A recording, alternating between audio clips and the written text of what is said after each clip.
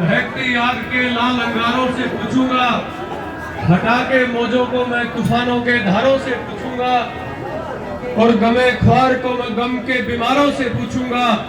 शहीद भगत सिंह तेरा पता मैं चांद सितारों से पूछूंगा।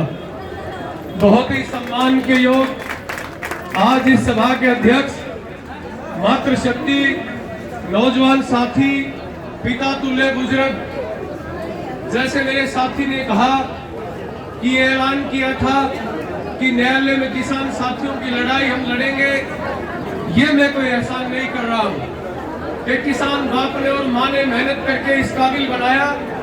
हम आपके लिए आपके संघर्ष में आपके साथ कंधे से कंधा मिलाकर चले।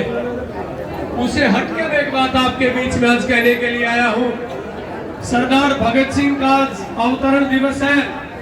114 15 साल पहले बंगा जिला लायलपुर में किलकारी गूंजी थी, और वो किलकारी शैशव काल से लेके और जवानी में 23 साल की जवानी में उस नौजवान ने फांसी का फंदा चूमा। जब उसके मित्रों ने कहा कि भगत सिंह अगर तू जिंदा रहेगा तो इंकलाबी ताकत से तू अंग्रेज को बाहर निकाल देगा, मेरे देश का नौजवान कहता है कि जो काम जिंदा भगत सिंह नहीं कर सकता वो मर के भगत सिंह कर सकता है। इसलिए मैं फांसी के फंदे का वर्णन करने जा रहा हूं। और बुजुर्गों, नौजवानों, मातृशक्ति वही हुआ जब सरदार भगत सिंह को फांसी हुई और अंग्रेजों ने समय से तयशुदा समय जो था उससे पहले उनको फांसी देके और दरिया के किनारे उनकी लाश को जला दिया। वो जली नहीं, उसकी चिता से उठने वाला धुआं और उस चिता से उठने वाले आग की लपटें और वो शोले हिंदुस्तान के लाखों नौजवानों के दिमाग में घुस गए। एक भगत सिंह गया था, इस हिंदुस्तान में लाखों भगत सिंह पैदा हो गए। उस भगत सिंह ने क्या सोचा था? ये कुर्बानी सरदार भगत सिंह की थी। फिर उसकी मां का भी जिक्र आता है।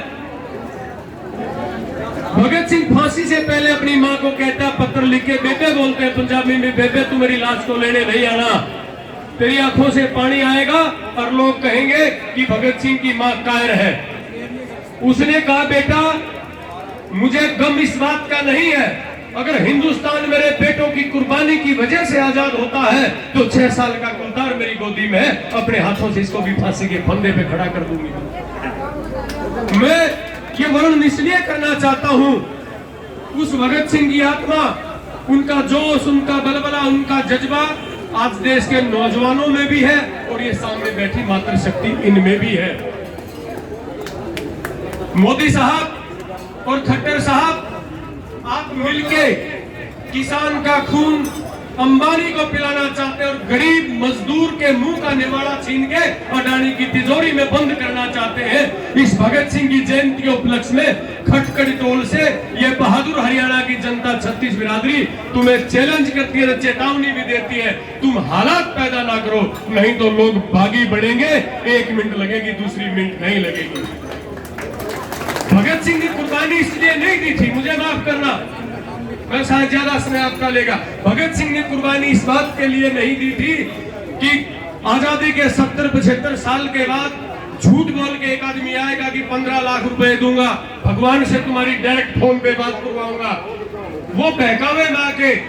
ऐसा भगत सिंह ने नहीं सोचा था कि इस देश का राजा ऐसा बनेगा जो गरीब मजदूर का निवाला छीन के धन्ना सेठों की तिजोरी में बंद करेगा। ये गलत है। हिंदुस्तान की 36 बिरादरी, हर धर्म मजहब इस देश के कानून का सम्मान करता है। लेकिन मोदी साहब, आप देखो, आपके प्रदेश में, मैं गुजरात का सम्मान करता हूं, लेकिन आपके फौज में, देश की सुरक्षा में और आपके प्रदेश में इतने किसान नहीं होंगे जितने हरियाणा पंजाब में शहीद किसानों की गांव के बाहर मूर्तियां लगी हुई हैं। आपको मोदी जी 10 महीने हो गए, 700 लोगों ने शहादत का जाम पी लिया।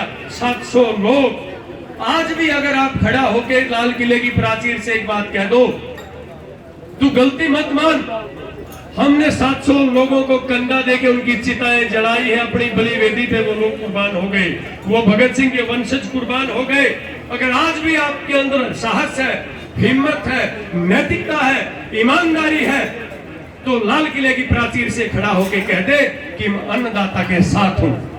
नहीं तो आने वाली नस्लें जब हिंदुस्तान का इतिहास लिखा जाएगा और तेरे जैसा क्रूर जालिम आदमी हट जाएगा, जब लिखा जाएगा तो जैसे परसों पर 3-4 दिन पहले हरियाणा के सब इंस्पेक्टर की परीक्षा में यह पूछा जाता है कि हरियाणा के गृह मंत्री की खासियत क्या है, फिर यह पूछा जाएगा हिंदुस्तान का अडानी और अंबानी का जो प्रधानमंत्री के पद की कुर्सी को सुशोभित करने के लिए बैठा था वो उनका गुलाम, उनका दल्ला निकला। बताइए उस प्रधानमंत्री का नाम, तो आने वाले जो छात्र, आने वाले इतिहास बकायदा मोदी के नाम के ऊपर टिक करेगा कि वो मोदी था।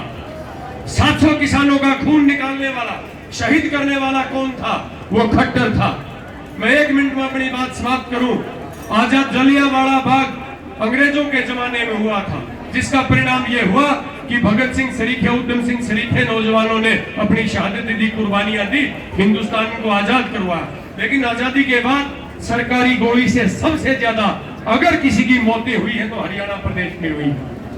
हम पुनः सरकार से निवेदन करना चाहते हैं कि लोगों को बागी बनने पे मजबूर मत करो। बागी शब्द बार बार इसलिए कह रहा हूं कि आज शहीद आजम भगत सिंह का अवतरण दिवस है।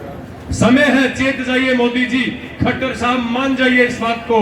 कोई आपसे स्वर्ग में प्लाट किसान नहीं मांग रहा, केवल एक बात कह रहा है कि मैं जिस हाल में तू मुझे जिंदा रहने दे, मेरी मौत का कारण तू मत बन। आपकी ज्यादा मां के बीच में ना रहते हुए, जैसे भाई ने मुझे बताया था, सरकार ने एक और बदमाशी कर रखी है जो ना ज्वलंत मुद्दा है। अभी 3-4 दिन पहले, भाई आधा मिनट लूंगा, तो बहुत ज्यादा भयंकर बारिश हुई थी।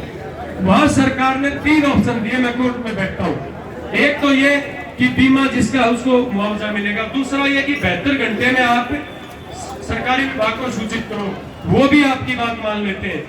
तीसरा, बुजुर्ग और नौजवानों, बहुत बदमाशी के साथ रिलायंस जनरल इंश्योरेंस कंपनी है जो सरकार ने किसानों का खून निकालने के लिए बुलाई है। उसमें ब्रैकेट में आप ध्यान से देखना, ये लिखा है कि धान की फसल के अतिरिक्त अगर हमने धान का बीमा करवाया है तो हम अफीम का क्लेम कैसे करेंगे? हम धान का ही लेंगे। मैं आपके इस धरने के माध्यम से, मैं कानूनी तौर से भी आपके साथ खड़ा हूं। हम सरकार के ऊपर इस बात का दबाव बनाए कि किसान बर्बाद हो चुका है, जिन किसानों की फसल बर्बाद हो चुकी है उसको गिरदावरी करके उसको मुआवजा दो, और जिसका कंपनी ने, रिलायंस कंपनी ने बीमा ले लिया है, उस किसान के धान के फार्म लो, नहीं तो फिर हमें आंदोलन के लिए, रोड बंद करने के लिए मजबूर होना पड़ेगा। आपने मेरी बात को सुना, बहुत बहुत धन्यवाद। जय हिंद।